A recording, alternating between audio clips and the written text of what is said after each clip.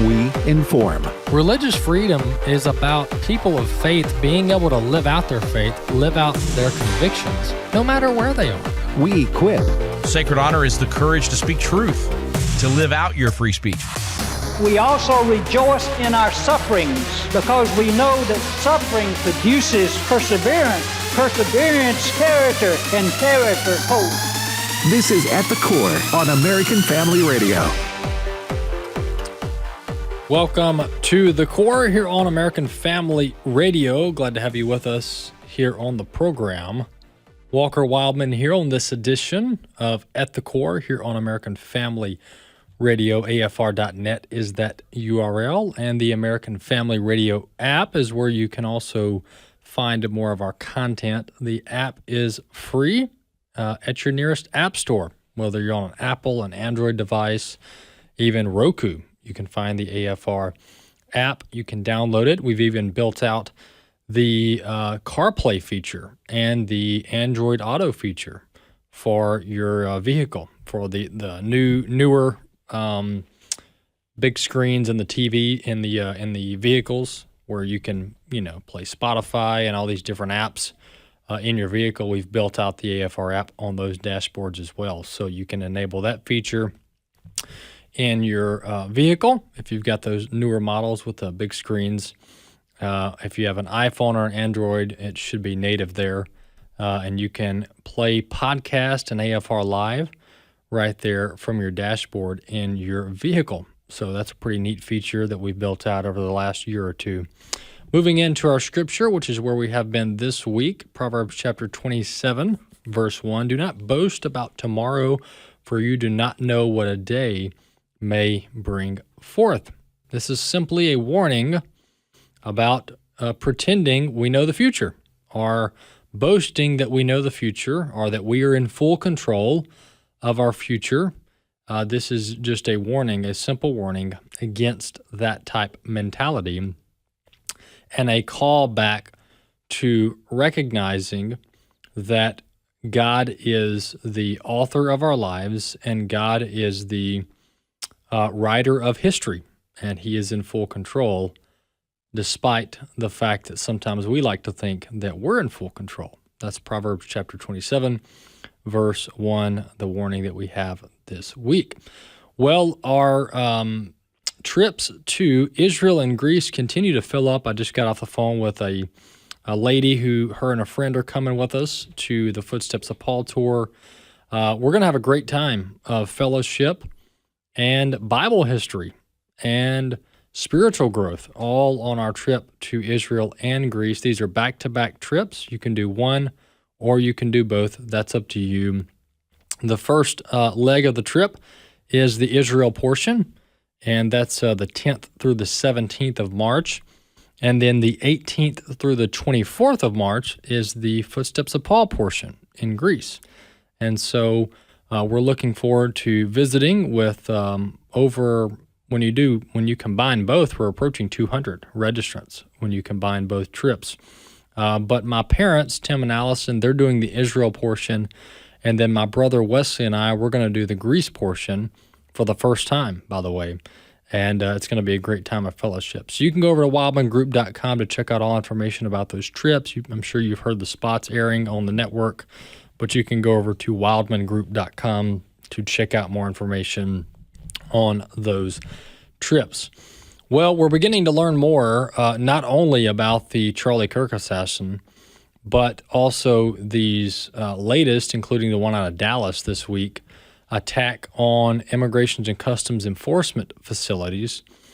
And this is a trend. This is a trend. It's becoming a pretty consistent trend. And when you put everything in context, we really ought not be surprised that left-wing radicals are taking to the streets, and they're literally taking up arms. The media continues, and the Democrats continue, mainly the media though in this instant, they continue to pretend like we don't know the motive. And I believe what this is it's a denial tactic. It's a delay tactic in many regards, and I'll explain why. And it's rather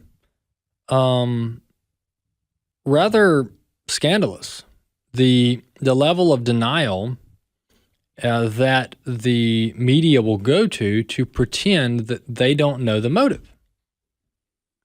But if it's a right winger that they call them, we know the motive within 5 minutes. I mean, absolutely, we know the motive. It's just clear. We know the motive of everybody that was there on January 6th, and their motive was insurrection, according to the left. But when we have violence committed by Democrat voters and Democrat operatives, we're just not sure about the motive. We're just going to have to wait and see. And the wait and see is they never update us on what the motive is, or they do it during their least watched programs. And let's not forget, and I brought in the clip from CNN, we were probably a couple days removed. We were probably 48 to 72 hours removed from the Charlie Kirk assassination, of which we then knew the shooter. At the 30-plus hour mark, we knew the shooter.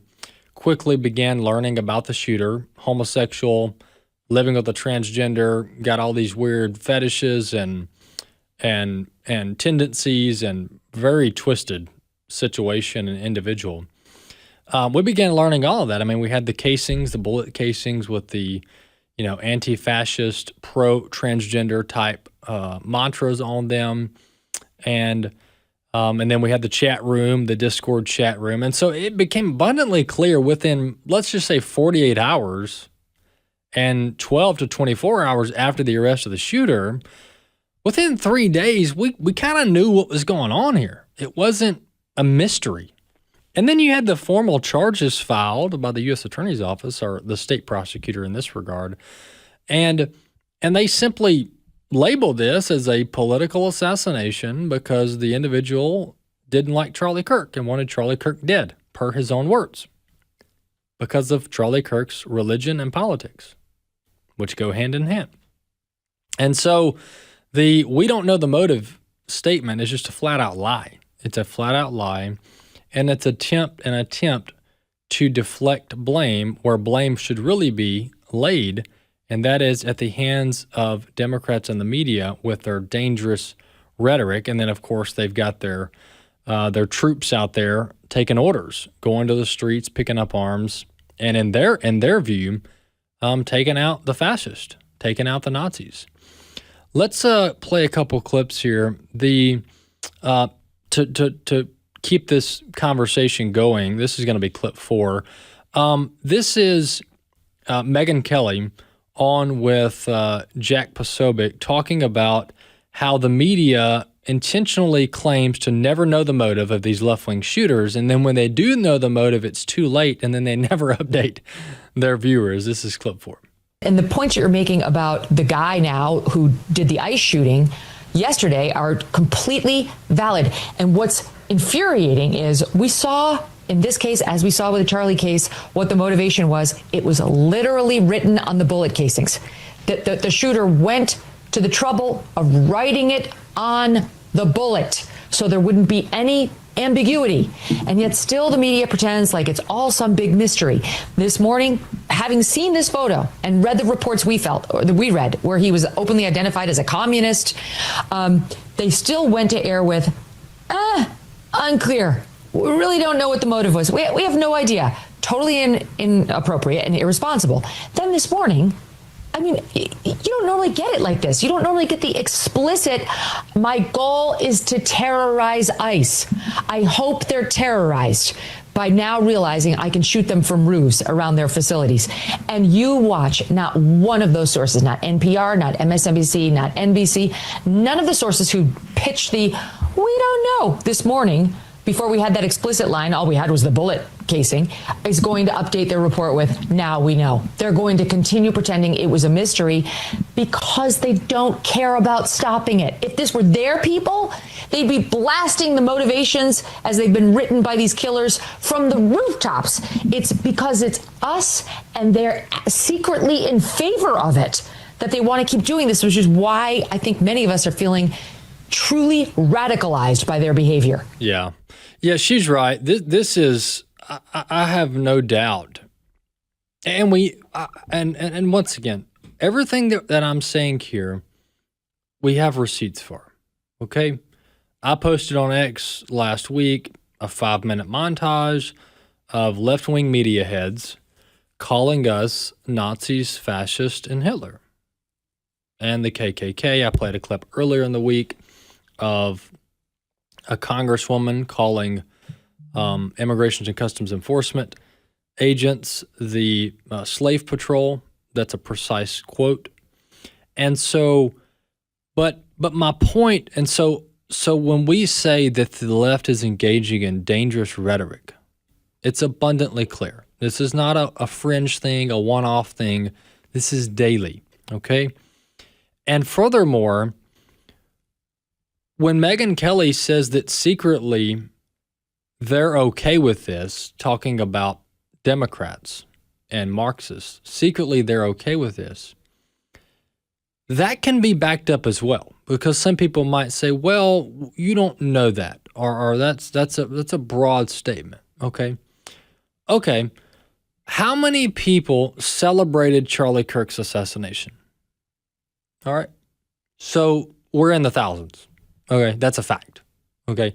There's hundreds, if not over 1,000 documented instances online that we have receipts for of individuals of all backgrounds and all, income levels and education and everything that explicitly cheered and applauded and celebrated when Charlie Kirk was assassinated. That is documented, okay?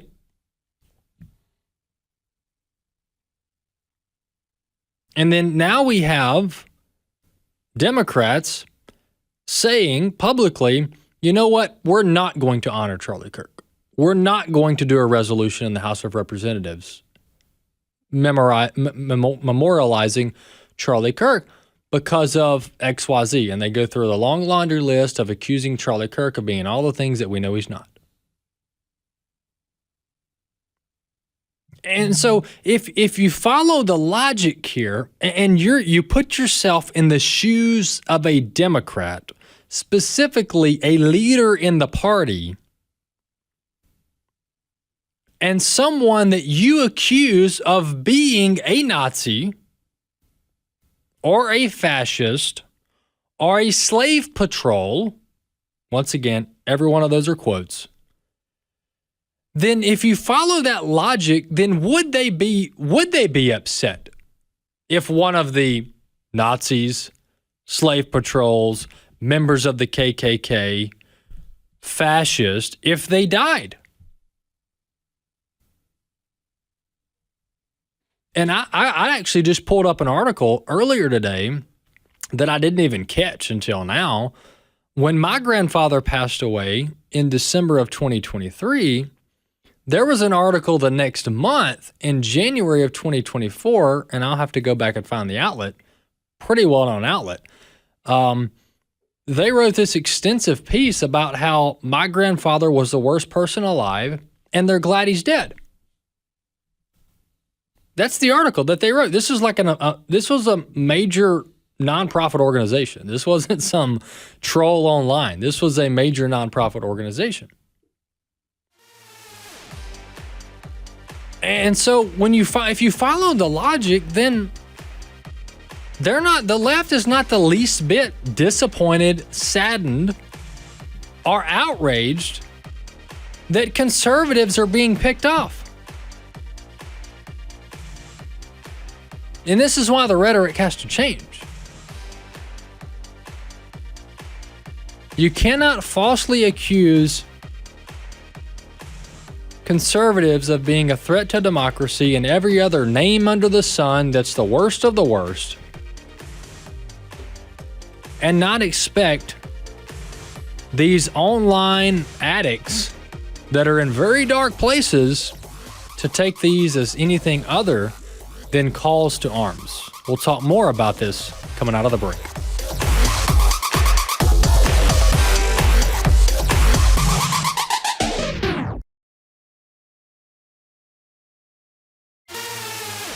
At the Core podcast are available at afr.net. Now, back to At the Core on American Family Radio. Welcome back to the Core here on American Family Radio. Glad to have you with us. We've got the video up on X, on Facebook, and over at stream.afa.net. You can go to either of those places or any of those places and check out the video that we have queued up each and every day of the program. The continuing this discussion of the radicalization of the American left, I've got one or two more maybe clips, and then I've got this pretty extensive piece that The Guardian put out profiling the Charlie Kirk assassin and how he was radicalized online, and it really highlights the dangers of these online chat rooms and how people who are already in a tough, dark place go to even deeper places, darker places, when they get in these online chat rooms. And I've got Reddit threads, documented Reddit threads of left-wingers talking about who all they're going to kill next. And this stuff is not hard to find, by the way. It just takes about 15 minutes of research and you'll start finding this stuff. But I do want to play a clip before I go to this Guardian story. I do want to play a clip of the U.S. attorney from the northern part of Texas talking about the Immigration and Customs Enforcement shooter the manifesto he left as they were presenting some of the charges. Not the charges, the shooter's deceased, thankfully, but let's listen to clip 5. He also hoped his actions would give ICE agents real terror of being gunned down, and he did this to induce constant stress in their lives. He hoped his actions would terrorize ICE employees and interfere with their work, which he called human trafficking. And this, what he did, is the very definition of terrorism. Again, his notes reveal, yes, it was just me and my brain. And he said, good luck with the digital footprint. And of course, we take this to mean that he deleted evidence from his devices. His words were definitively anti-ICE. That said, we did not find evidence of membership in any specific group or entity, nor did he mention any specific government agency other than ICE. Among his papers, though, was a handwritten note in which, in crude words, he expressed his hatred for the federal government. Well, there you have it. And what the U.S. attorney didn't go into, probably because it's so early in the investigation, is what online chat rooms was the shooter involved in? I'll almost guarantee it. Now, they probably haven't found that yet, or they're not willing to release it, or they have to confirm it. But I'm just telling you, the vast majority of these shooters are on the internet before the shooting. The shooter she's referencing, he spent 17 hours binge playing video games before he committed the murder, before he committed the shooting in Dallas. Looking at this Guardian piece I came across, and not all things put out by the Guardian are good or trustworthy, but this doesn't necessarily give us a kind of a moral opinion, which we prefer to do on the program. This gives kind of an overview of the problem, okay? And we'll link to this. I'll give it over to Bobby, and we'll link to this on the show notes. But nonetheless, this is out of the Guardian, and the headline is Memes and Nihilistic In-Jokes, the Online World of Charlie Kirk's Alleged Killer. And when you read through this, I'm just going to pick out some highlights, and I'm just going to quote this article here. A growing number of shooters are in conversation with their digital communities, which are becoming extreme. On the day that 22-year-old Tyler Robinson shot and killed conservative Charlie Kirk, prosecutors say he texted his roommate to confess what he had done. While appearing to admit to the murder and describe how he was planning to retrieve his gun, he pivoted to mention why he had carved messages into the ammunition. And then he talks about why he was engraving messages into the ammunition. Robinson's shooting of Kirk has put the spotlight on the intersection of political violence and an increasingly nihilistic online world that promotes misinformation and extremism. It's a confluence that raises fundamental questions about how internet culture influences both extremist attacks and how we understand them, at a time when some of the biggest online spaces are increasingly more divisive and less moderated. Robinson appeared to spend much of his life on the internet playing video games, with friends describing him as, quote, terminally online. He was active on Discord, a messaging platform popular amongst the gaming community, and as a teenager dressed up as internet memes for Halloween. All right, moving on, skipping a paragraph or two that are irrelevant to this point. With the references, Robinson fits, talking about some of the explicit, vulgar messages he left on the bullet casings. With these references, Robinson fits a modern trend of attackers leaving behind messages that not only show they are products of an online culture, but are in conversation with it. In recent years, a growing number of shooters have left behind writings, whether full manifestos or single-sentence posts online, that contain nihilistic in-jokes and references that aim to differentiate their extremely online cohort from the, quote, normies who struggle to understand them. The manifesto left behind, and then it goes through some other shooters. And then it goes on to say, in addition to speaking to their online communities, attackers are also often in dialogue with each other, whether in some far-right circles where extremists celebrate individuals as saints with their online memorialized days, or simply through copying elements of previous killings. As others have noted, Robinson's writing on the bullet cases is similar to meme messages left on ammunition and firearms by the young shooter that attacked the Minneapolis Catholic school. It also echoes the engravings that the alleged United Healthcare CEO shooter is reported to have left on his bullets, which became a meme to the point it featured it on shirts from popular fashion labels or alternative fashion labels. And so it's a kind of a mixed article. It's definitely not a conservative outfit, but it does do a pretty good job painting the picture of what we're dealing with here. And what we're dealing with is, and I told somebody the other day, when you look at the internet, not just social media, let's just say the internet. When you look at the internet, it has undoubtedly brought about, I think I can say this, maybe not the internet, maybe the internet is too broad. Let's say social media to include forms of online entertainment, all right? Chat rooms, Netflix, Facebook, all right? So this whole internet realm of entertainment. I would feel comfortable, I feel comfortable saying that it has brought about more societal harm than good. I think the social media realm and the gaming community and these online chat rooms, broadly speaking, has brought about more harm than good in society, specifically American society.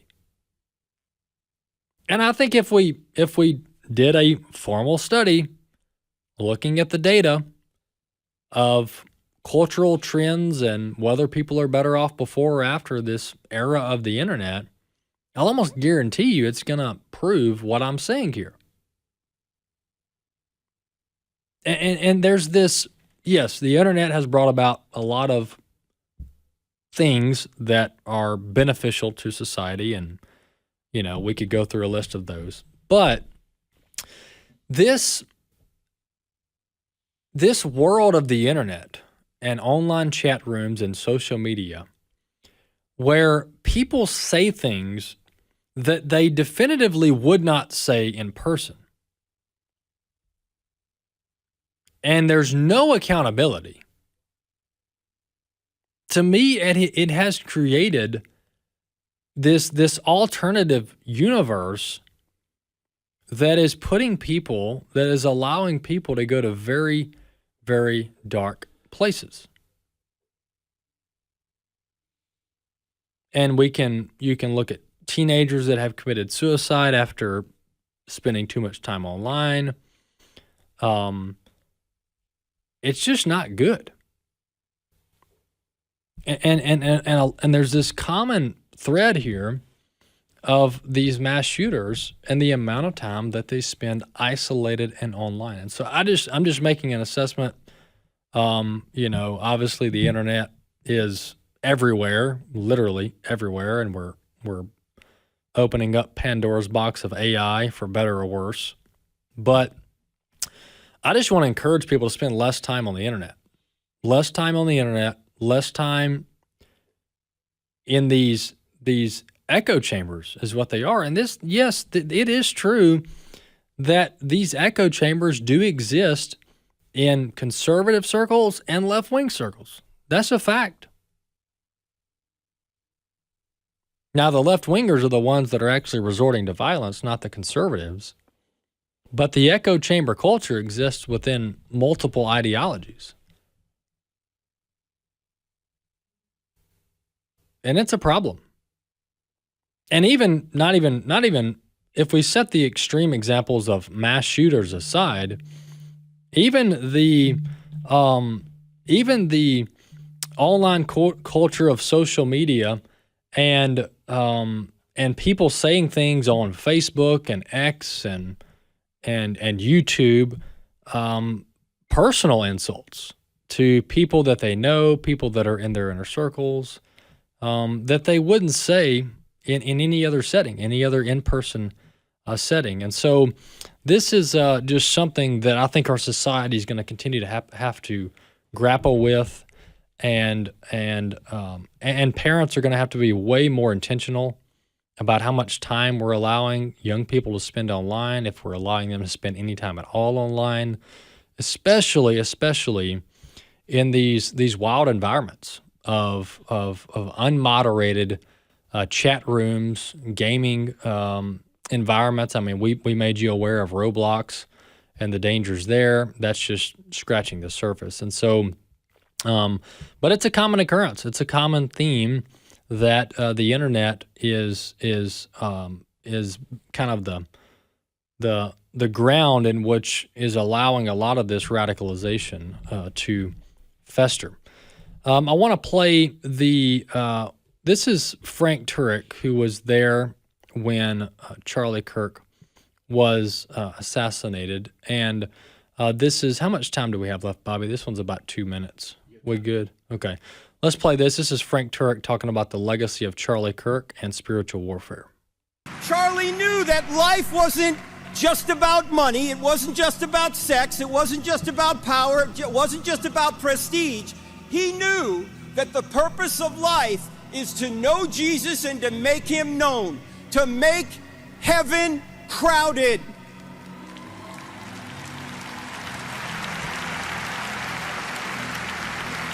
Charlie's eyes were fixed on eternity. Where have your eyes been fixed? What have you been doing with your lives? What have you been doing? What are you going to do now? You know, in every evil, God brings forth some ripples of good. In this case, he's bringing a tsunami of good. Look around. You're seeing it.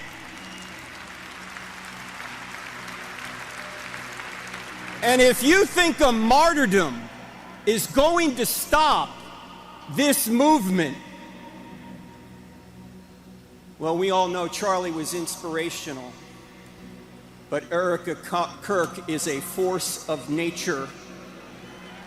You're going to see her later today. In fact, I know what's going on in the spiritual realm right now. Every morning Erica gets up, the devil shrieks, "Oh no, she's awake again!" And ladies and gentlemen, let's honor Jesus.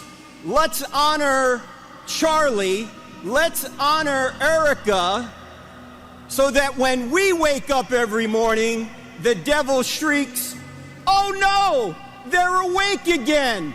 They're born again."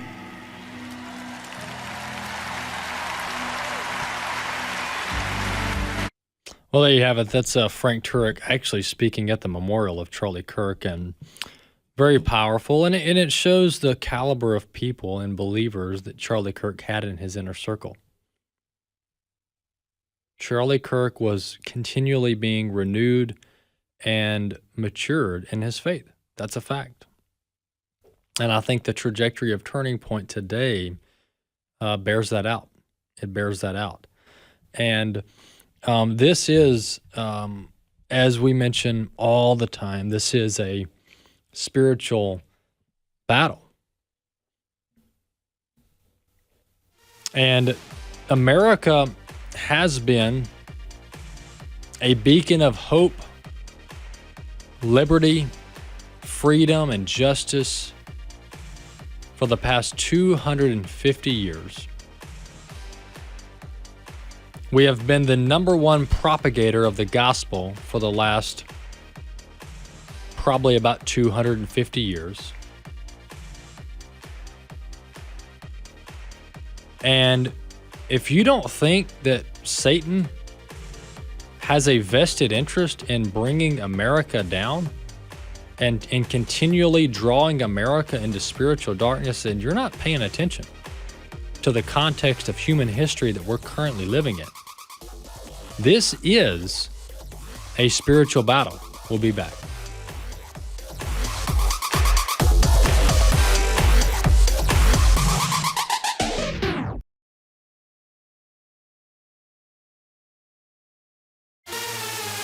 At the Core podcasts are available at afr.net. Now, back to At the Core on American Family Radio. Welcome to The Core here on American Family Radio. Walker Wildmon here with you. Glad to have you back with us on this edition. Last segment now underway. Chris Woodward is with us from American Family News, as he is each Friday. Chris, welcome back. Thank you. Busy few Yes. busy few weeks in the news, Chris, and you guys are covering it all over at afn.net. The economic news there for a few weeks was looking a little dicey. Jobless numbers were weak, and they may still be weak. That may not be improving yet. We had a ton of revisions through the Bureau of Labor Statistics, way off on their projected jobs numbers over the last really 18 months. But GDP is looking pretty good, right? Yeah, we had a better than expected 3.8% for the months between April and June, or April, May, and June, I should say.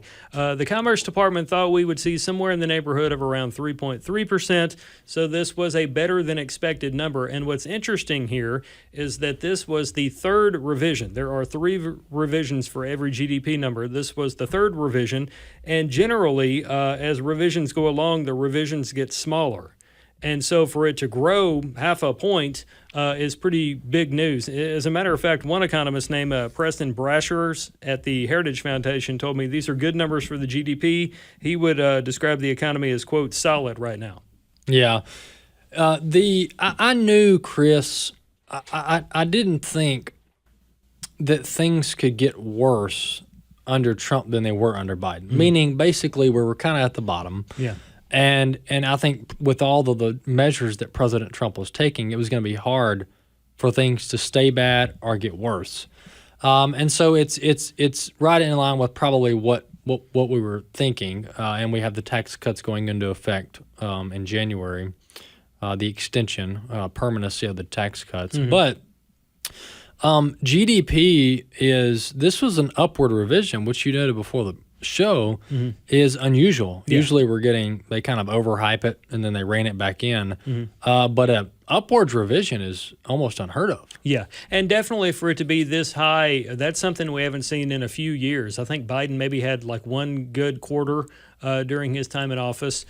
So Trump, for all the talk out there that Donald Trump is going to enter office and ruin the economy, that's laughable at this point. We're all still here. There's food in the pantry. Granted, it may still be more expensive than we prefer. Oh, yeah. We still have gas. People are still going out buying things Yeah. and enjoying life. And the stock market, for those with a 401k, yes, it has its down days, but it's not. It's doing very well. So, Yeah. things are better than people who didn't want Donald Trump in office wanted you to, believe at this point. Yeah, that's right. Chris, the Federal Reserve Governor, Lisa Cook, one of multiple governors, has been accused of mortgage fraud by the Federal Housing Agency, I believe. The gentleman's name, Bill Pult. That's Pulte. That's who I'm thinking about. He uncovered, he's basically heading up Fannie Mae and Freddie Mac, essentially, and was appointed by Trump. He was the one that sent the criminal referral to the Department of Justice, alleging mortgage fraud by Lisa Cook, now I believe on at least one residence, maybe two. And Lisa Cook has yet to refute the allegation that I'm aware of. She has yet to say, I did not commit mortgage fraud, and here's why. Jerome Powell hasn't either. I mean, no one that we're aware of has credibly refuted the claim, the allegation.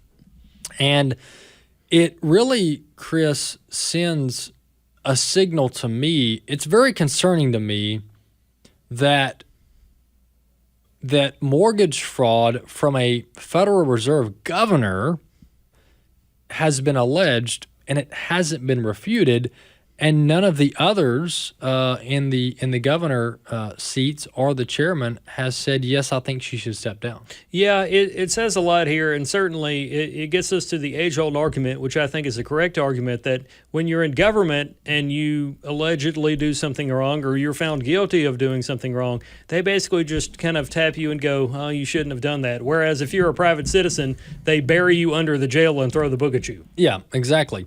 And it's one thing if Lisa Cook comes out and says, yeah, I did it. I committed mortgage. Technically, I committed mortgage fraud, but here's the 7 reasons why it doesn't matter. Right. Whatever. People do this every day. That'll be what some people say. But if you and I do it, to your point, right, unacceptable. We go to jail. So I don't know what kind of, talking points she could come up with to make it sound not as bad as it is. And then say, this doesn't affect my duties as governor, so I'm going to remain, blah, blah, blah. But now she's fighting her termination in court and allowed to stay on while this is pending litigation, which, Chris, to me, that's very concerning because historically the courts have given deference to the president as the chief executive pending litigation, meaning she's off the job, but she could be reinstated later by the court. But this, she stays on and could later be fired depending on what the court says, to me is a very dangerous precedent. Yeah, it definitely, whatever happens with her can and will impact somebody else's argument down the road. That's one thing that people need to realize, and I think this is probably a failure by myself and other people in news. Sometimes we fail to really kind of pass that on to the listener or the reader, that what happens with this person can and will impact you or someone else in a similar situation. And that's why it would be good if we got a clear-cut, no more, not again kind of ruling here or a policy, because in a fallen world, things like this, statistically speaking, can and will happen again. Yeah. So we'll continue to track this, but I don't know how Lisa Cook hangs on, not just through the court litigation, but you can't continue to basically ignore, is what she's doing, the credible allegation of mortgage fraud as a Fed governor. Continue to ignore that and expect it to not just come back to haunt you down the road. So we'll see where that goes. But President Trump's going to get a replacement for Powell and could get a couple more replacements pretty soon over the next 12 to 24 months. And I think he's going to turn the Fed in his favor, whether they like it or not. I'm curious to really see who his future appointments are. And to be honest with you, for these people that might be appointed for something that needs Senate confirmation, that again brings us back to something we've talked about on the show several times in the last few weeks. The midterm election is really, really important. I know a lot of people go 2028, but 2026, paves the way for what we're even going to be talking about in 2027 and 2028. Yeah. Which is why everybody needs to be paying attention to these issues, even the deep in the weeds things that might involve GDP numbers or federal policies. Again, that's probably something that I need to do a better job of explaining to people. But the economic issues that we talk about in the show, the so-called pocketbook issues, are the issues that impact everything and bring people to the ballot box. Let me ask you this: let's shift the subject a little bit and talk about President Trump's UN visit this week. His speech, his what appears to be attempted sabotage on his visit there with the escalator and the teleprompter and the sound. The war in Ukraine and Russia, the war in Ukraine that Russia is waging against Ukraine, is still going on. Some 3+ years down the road, and President Trump has recently verbalized his frustration with Vladimir Putin because President Trump, to his credit, has tried. He has tried to cut a deal with Russia and Ukraine and get them at the table. He had the summit in Alaska, brought European leaders over from to the White House the day after or 2 days after. But I want to play a clip of Brit Hume, and then we'll talk about this. But the president clearly is changing the way he talks about Russia, and he's becoming a little more combative and a little more aggressive. So let's listen to Brit Hume's assessment. This is going to be clip 6. It certainly is a switch from the position that President Trump earlier took with regard to Ukraine's prospects in the war with Russia. You'll recall, and you actually played the clip earlier where he was saying to President Zelensky, you remember back in February, that Ukraine had no cards to play. And he's at times has accused Zelensky and Ukraine of starting the war. He's changed his tune completely, and now he says not only that they can win the war and drive Russia out of the territory it has conquered since the invasion. That is a strikingly different thing to say, and he's now belittling Russia's military power as a military operation that has failed to gain any significant ground in quite some time. At the same time, though, Brad, I think it's worth noting that what he is talking about happening now, apart from selling weapons through NATO, which costs the United States nothing and might even make money to the United States, is not anything new here. You know, there's been talk of new sanctions on Russia. There's been talk about kicking them out of the international banking system, secondary sanctions against China, perhaps. There are some against India. But beyond that, the president didn't really promise to do anything. He's just changed his tune about the possible outcome of the war. So, Chris, this is, I don't know what Vladimir Putin wants out of this, other than maybe some say maybe he wants territory or land or guarantees that, NATO doesn't come on his border more than they already are.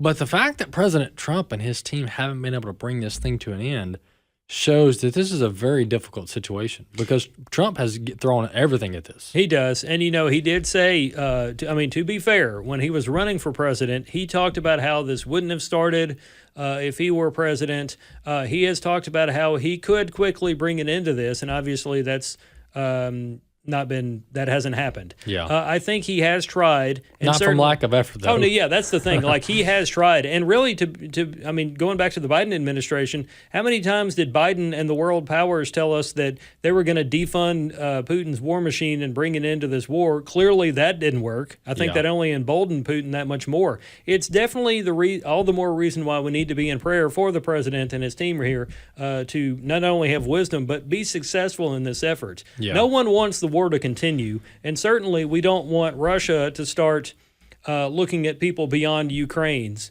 countries beyond Ukraine as part of some sort of retaliation. Yeah, and I was skeptical of this. I've been skeptical of Ukraine and their motives. I'm talking about the leadership. I'm not talking about the people of Ukraine. I think that there were some missteps early on, pre-war, where Ukraine was becoming too emboldened. Yes, I'm talking about Ukraine. Too emboldened and too risky and too aggressive for Putin's appetite. I think we were running State Department and CIA operations there. We had FBI there, military, non-lethal, non-armed military there in Ukraine. And then there was this persistent talk about Ukraine joining NATO. I mean, it was just like all the time. This was pre-war. And so I think there was some missteps and where diplomatic means could have calmed things down, but Biden's team didn't do that. And so here we are now. But after 3 years of this war and the death that it has brought about, Vladimir Putin clearly is not Mr. Innocent either. And the fact that President Trump, who is a pretty good mediator and middleman, if you will, here, has tried to get Putin to the table to end this, it's really, I think it's going to turn on Putin. Because there was a time where people were skeptical of Ukraine. We're like, what are they doing with all of our money? They're one of the most corrupt Western nations ever. And they're like number one as far as Western developed nations and corruption pre-war. And so what's going on with the billions of dollars? You know, Zelensky is thumping his chest like he's giddy about war. Lindsey Graham keeps going over there like it's his birthday. Yeah. Like there was just a lot of weird stuff going on that wasn't very sobering that it should be. But I think the more this goes on, the more that Putin is actually going to push Trump into NATO's lap, in my opinion. Yeah, it's definitely to go back to your one of your points here that Trump was kind of banking on people turning against Putin here. Trump did talk about Russia's economy in recent days and how it's not in good shape, and obviously the people are going to have an issue with that. Putin has been described as somebody that's paranoid. So I don't know what he might do in the way of ensuring that he could stay in office. Certainly you had that recent powwow that Putin was a part of with the leader of China and also North Korea, who always looks for some sort of reason to flex his muscles if he has any. So, that's very concerning. There's a lot of instability or potential instability there. I could see China doing some things to ensure Putin could stay in power and have some weapons and whatnot. North Korea has already been a part of that effort against Ukraine. I don't know what the solution is. Obviously, it has proven to be a very difficult situation. Yeah. A solution might be Ukraine will not be a member of NATO. You can have some land, but nothing beyond this point. Yeah. But who's to say Putin is not going to wake up next month and go, you know what, I still want that. Yeah, I agree. And recently, Chris, you've had Russian aircraft, whether it be unmanned or manned, entering NATO airspace. Poland, Denmark. Oh yeah. This is, and President Trump said, and I don't blame him. He said, shoot them down. I mean, if they're in your airspace, they're not in Ukrainian airspace. You got to shoot them down. Well, the problem is they need to do more and not depend on us to fix everything. That's a fact. 100%. Thanks, Chris. Thank you. All right, folks, there you have it. At the Core, American Family Radio. Glad to have you with us on this edition. We'll see you next week.